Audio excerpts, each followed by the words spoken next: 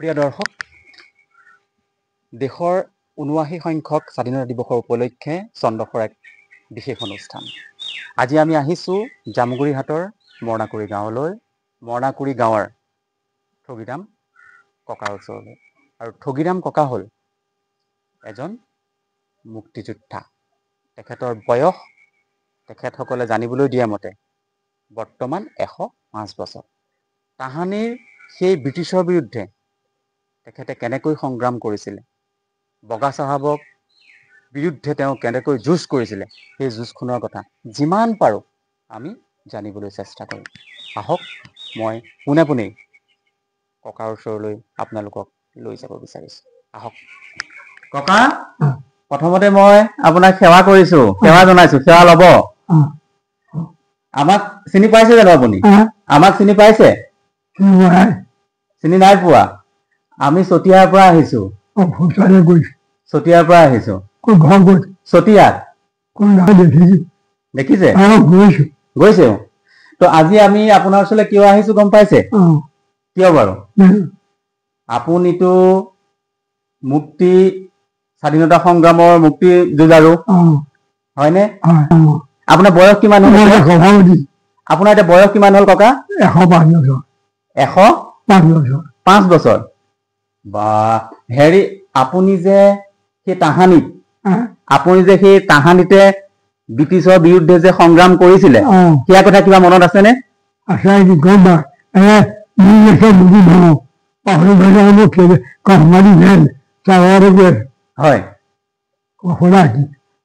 সেই তাহানিৰ যে আপুনি যে ব্ৰিটিছৰ বিৰুদ্ধে যে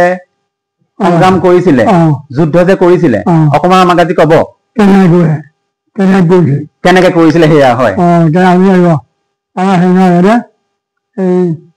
গাঁৱত শান্তি খেলা হৈছিল। ৰাতিপুৱা গধূলি পেট কৰো, তাৰপিছত গাঁৱলৈ গৈ যাওঁ, বজাৰলৈ যাওঁ, আৰু গাঁৱত পঢ়া কৰোঁ, বেতনি আমি ভাত দালি মদ পানী বজাৰ কৰোঁ, আমি সেয়া গাই ফুৰোঁ। তাৰপৰা আকৌ গছ বন্ধা কৰা মাৰিলে তাতে ফোন নাই, আকৌ নামিলে এজেগালৈ গ'লে, চতিয়ালৈ গ'লে, ডাঙমূৰে গ'লে, আমি গ'লো বাৰু। আমাৰ এনেকৈ ৰাস্তা লাইনৰ ৰাস্তা এটা খান্দি সেই ঠাই এটা কামান নাই, ডাঙমূৰে বেয়া বুলি সন্মুখীয়া বুলি তিনিটা লাইনত এটা কামান নাই। দুখীয়া পাবলে পাতি পেলাই গড়বোৰ যাবলে বিৰহী পাবলে পাতৰ চুবাত খিচিৰি আৰু চাহ খাই আৰু ঘৰ গুচি আহিলে। পাতৰ ঠোঙাত খিচিৰি আৰু চাহ খাই পেলাই ঘৰলৈ গুচি আহিলে। খাই গুচি আহিলে। হাতি যাব লাগে নাই গড়বোৰ। তাৰপিছত বাহিৰে আৰু কমিলে দমনজি আহিলে। দমনজি আহোঁতে হেৰি আমাৰ নহয়, খুব সৰু সৰু মানুহ সুধা পেলাই আমি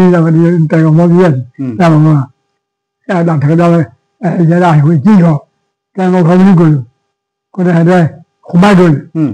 সোমাই গৈ তাতে বৰাজনীয়ে দবা খাই আছিলে, কাটিলে। আমি কাটা পঢ়াই আমি পঢ়াইছে গৈ বাহিৰে পেন চাহ টুপি সোমাই থৈ তাৰপিছত পিন্ধি খাই পেলাই তাৰপিছত ঘৰটো কাটিলে, ভাই কাটিলে, বাহিৰতে হাল বাই আছে।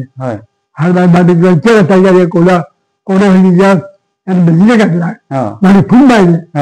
ফুল মাৰোঁ মানুহ বুজিয়াই লৈছে ব্ৰিটিছে মাৰিলে। মাৰি কোনোবাই ঘূৰাই কোন জেগাত আছে এইটো? কেবৰ মুখত। আৰু খোৱালে এতিয়া আমি উঠিয়াই আনিলো। তেতিয়া খুৰীয়ে কাটিলে, খুৰীয়ে কাটে খুব দালি পাইছে সেই কৈ কাটিলে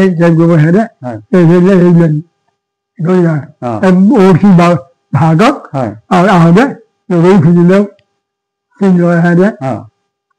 আৰু কোৱা হেৰি কি বুলি কয়, তেতিয়া আপোনাৰ ঘৰ ইয়াতে আছিলে? আপোনাৰ ঘৰ তেতিয়া ইয়াতে আছিলে? ঘৰ আপোনাৰ ঘৰ তেতিয়া আপুনি ইয়াতে আছিলে? আমাৰ ইয়াত ঘৰ নহয়, আমাৰ ঘৰ হ'লে চাপৰিত আছিলে। নদীয়ে সহায় দিয়াৰ পিছত আপোনালোক ইয়ালৈ উঠি পেলাই আহিছে। তেতিয়া আপুনি এই সংগ্ৰামখনত যে কোন কোন জেগালৈকে গৈছিলে? চলাতে যাওঁ বজাৰ পেকেটিং কৰোঁ ধান দালি বন পানী বিদেশী বস্তু বৰ্জন কৰোঁ মানে বিদেশী বস্ত্ৰ যিমান আছিলে চব বৰ্জন কৰিছিলে কপাহ কাটো আৰু আৰু কি কবা আৰু আৰু আৰু যে আমাৰ এই তেতিয়া যে আমাৰ গহপুৰত যে শ্বহীদ হৈছিলে কনকলতা মুকুন্দ কাকতি তেওঁলোকক আপুনি লগ পাইছিলে নে নাই পোৱা তেওঁলোকক লগ পোৱা নাই আপোনালোকে দেখিবলৈ নাপালে মহাত্মা গান্ধী যে আমাৰ ৪২ত যে আহিছিলে যে দেখিছে সেইটো কথা সেইটো কওকচোন তেজপুৰত দেখিছে সেইটো অকণমান কওকচোন ইন্দিৰা গান্ধীৰ ছোৱালী ব্ৰাহ্মণ ছোৱালীৰ লগত বিয়াই তেওঁ ওপৰতে কথা কৈছে কথা নুশুনি সেই মানুহ যে তেওঁ এক হাতেৰে হাত পানী কথা এটা কৰি শুনি জৱাহৰলাল নেহৰুকো দেখিছো মহাত্মা দেখিছো মহাত্মা গান্ধীক তেতিয়া হেৰিয়ে লৈ ইন্দিৰা গান্ধীয়ে সৈতে আহিছিলে তেজপুৰলৈ কোন জেগাৰ মনত আছেনে ভৱন ৰায় হয় ভৱন ৰায় আছে নহয় এতিয়াও যায় আমাৰ মোদীজৰ ভৱন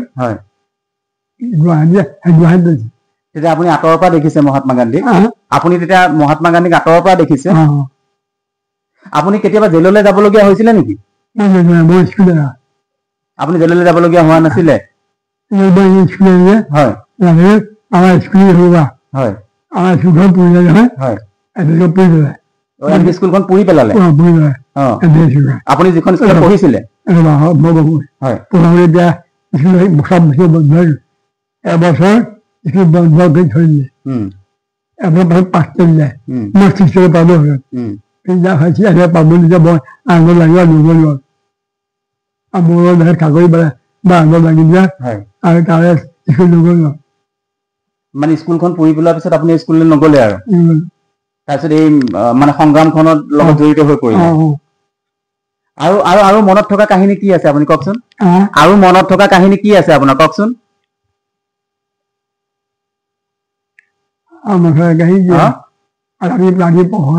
ৰাতি পহৰা দিয়ে ক'ত ক'ত পহৰা দিয়ে পহৰা দিয়ে গাঁৱত হয় আৰু তোমাৰ কপাহ কাটো আমি কপাহ কাটে তেতিয়া আপোনালোকে কাপোৰ কি পিন্ধিছিলে কাপোৰ কাপোৰ মোৰ বিয়াত মোৰ বিয়া 51 চনত 1951 চনত আপোনাৰ বিয়া বিয়াত ধুতি আহিছা এই কমপ্লেক্স এবাৰ আছিলে কলেজ আছিলে আনিলো আনি ৰাতি তাত চাবলৈ থৈছো তাকে ভিডিঅ' আহিলো কণ্ট্ৰলৰ দোকানৰ পৰা আপুনি ধুতিখন লৈ আহিলে সেইখনকে পিন্ধিলে 11 টকা লৈছিলে আৰু ওপৰত চোলাটো কি পিন্ধিছিলে ওপৰত চোলাটো পিন্ধিছিলে নাই সেইটো ক'ৰ পৰা আনিছিলে সেইটো খদৰৰ চোলা মানে তেতিয়া আপোনালোকে অকল এই খদৰে পিন্ধে কপাহী কাপোৰে পিন্ধে বেলেগ পিন্ধা নাছিলে আৰু বিদেশী কাপোৰ চব মানে বৰ্জন কৰিছিলে আৰু লোককো মানে বৰ্জন কৰিবলৈ কাৰণে কৈছিলে হয়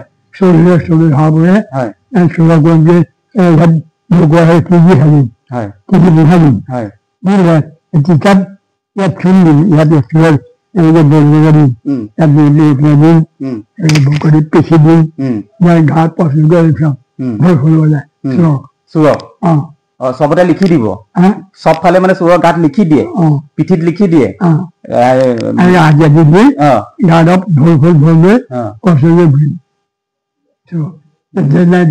হয়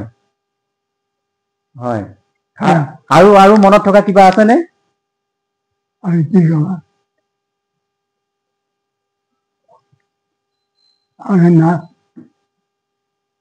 হেৰি হয় এতিয়া সেইবিলাক মানে সত্যাগ্ৰহ কৰে তাৰ আমি যাওঁ সত্যাগ্ৰহ নিজে নিজে চৰকাৰে পুলিচলৈ গুচি যায় ক'লৈ যায় লৈ যায় আপোনালোকক ধৰি লৈ যায় নহয় আমি যে হত্যা কৰা মানুহৰ লগত দাম নহয় দেখাই হত্যা কৰা মানুহক লৈ মিলি যাব পুলিচে ধৰি পেলাই লৈ গুচি যায় তেতিয়া আপুনিও যাবলগীয়া হৈছিলে নেকি নাই আপুনি যাবলগীয়া হোৱা নাই আপুনি এবাৰলৈ জেললৈ যোৱা নাই আপুনি এবাৰলৈ জেললৈ যাবলগীয়া হোৱা নাই হয়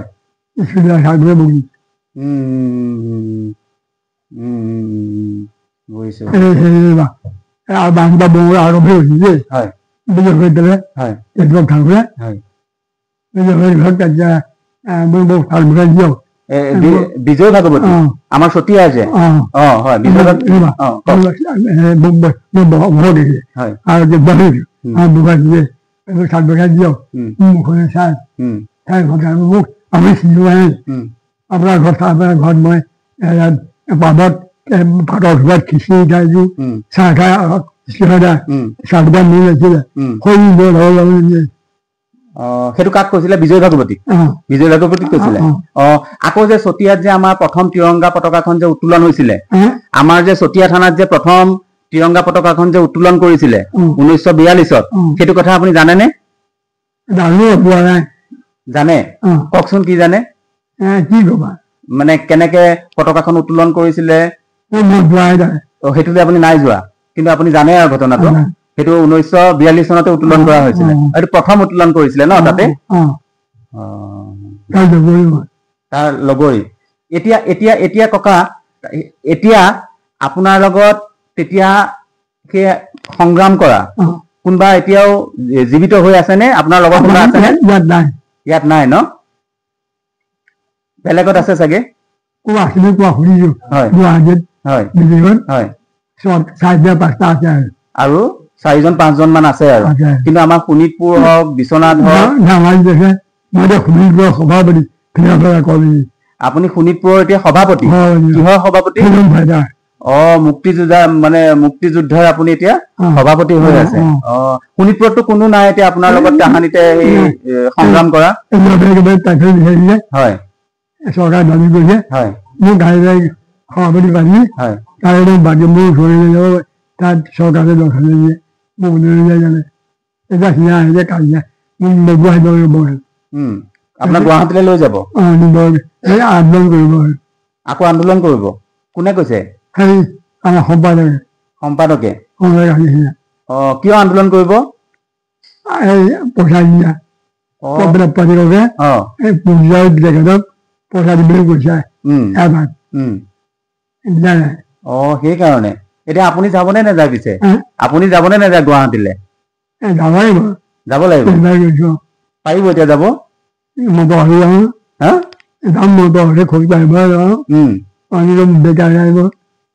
অইনটো বেমাৰ একো নাই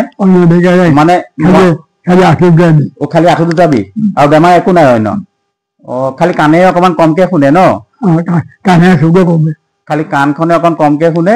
আৰু চকুটোৱে অকমান কমকে দেখে বাকী অইন অসুখ একো নাই চব খাব পাৰে মাছ মাংস খাব পাৰে নে নোৱাৰে মাছ নাখাওঁ মাছ মাংস নাখায় মাছ মাংস একো নাখায় কি খাই ভাল পায় ঘিউ খাওঁ গাখীৰ খাওঁ ঘিউ খায় গাখীৰ খায় আৰু কল কল সেয়াই খায় খাওঁ আমাৰ ঘৰ দেখিছে ঘৰ দেখিছে 5 টকা মান বাৰী খোৱা যায় তাকে এনে মই খেতি কৰা নাই খেতি আপুনি আগতে খেতি কৰিছিলে মাকে মানে মাকে হয় মাকে মানে 5 টকা দিব পইচাই নাই মই বোকা হ'ল যে আকৌ বোকা হ'ব বোকা হৈ কৈ দিম ৰাজবাৰীত দিয়া কৈছে এতিয়া আছে বেলেগ হোৱা মই কৈছে বেলেগ হোৱা মই বেলেগ হ'ম বোলে মই ককা ঠাই নহয় আপোনালোকে ভৰি ধৰি গৈছো আপোনাৰ যাওক মই কালি দিছে বেয়া নহয় বহুত টকা চুকি দিছে ভাগ ভাগ যায় বুঢ়া কথা কৈছে মই যদি পিছৰ পইচা 1 পইচা চুকি দিছো মই বাবদ দিয়া মোক টকা পইচা দৰকাৰ দিম যেতিয়া মই নাহে তেতিয়া বেচিব মোৰ বেছি হয় এতিয়া বেছি গ'ল মই বাদেৰি ভাঙি দিলে মই পিতাই দেখা নাই হৈ তোমাৰ একদম নহ'ব নিলে হ'ল 5 নবাছিলো আমাৰ লাষ্ট খাই গ'ল নবাছি বেছি যায় তেতিয়া চাহ লাগিব নেকি সেই বছৰ মোৰ মাটি ভাব লগা আৰু ভাত পিঠা খাই 3টা ধান কিছু ধান দুঘৰ কিছুমান ধান আছে খাবলৈ ভাব লাগিছে তেতিয়া বুলি ক'বা ক'ৰবাত 12 3টা ক'ৰবাত 9টা ভাতৰ 2টা তাকে বিচাৰিছে ada dari kami aku mana ada Muhammad ini ini soal dia soalnya itu badan ini sih ini ada jadi dan kami sudah dari bahwa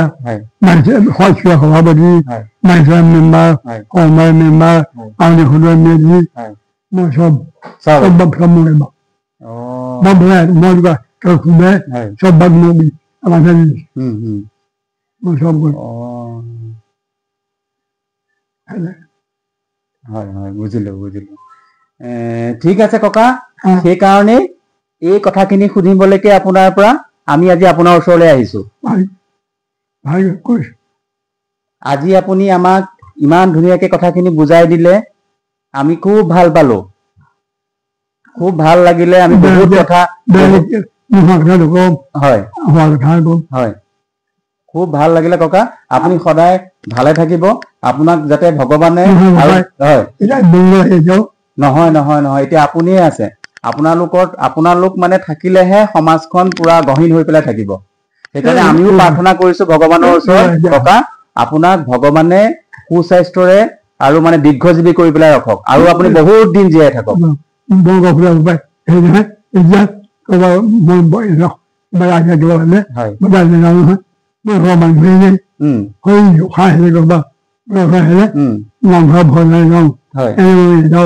এতিয়া গাঁৱত ভাওনা হলে আপুনি চাবলৈ যায় নাযায় গোসাঁই আহিলে মানে যায়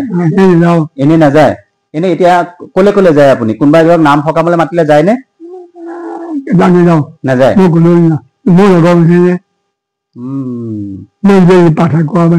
আপুনি পাঠকে কৰিছিলে হয় ঠিক আছে ককা তেতিয়াহ'লে আজি আমি যাওঁগৈ আৰু আমাকো আপুনি আশীৰ্বাদ কৰিব যাতে আমিও মানে ভালে কুশলে আগবাঢ়ি গৈ থাকিব পাৰো দেই হ'ব আশীৰ্বাদ কৰিম ঠিক আছে তেতিয়াহ'লে আকৌ আপোনাক সেৱা জনাইছো শেষত আশীৰ্বাদ কৰিম নাৰায়ণ দৰ্শন আপোনাৰ মহিমা আপুনি অবাৰ বিনাশন জানিমে অখিলখন আৰু অবাৰ ঘৰতে প্ৰসাদ কৰি সুপ্ৰসন কৰি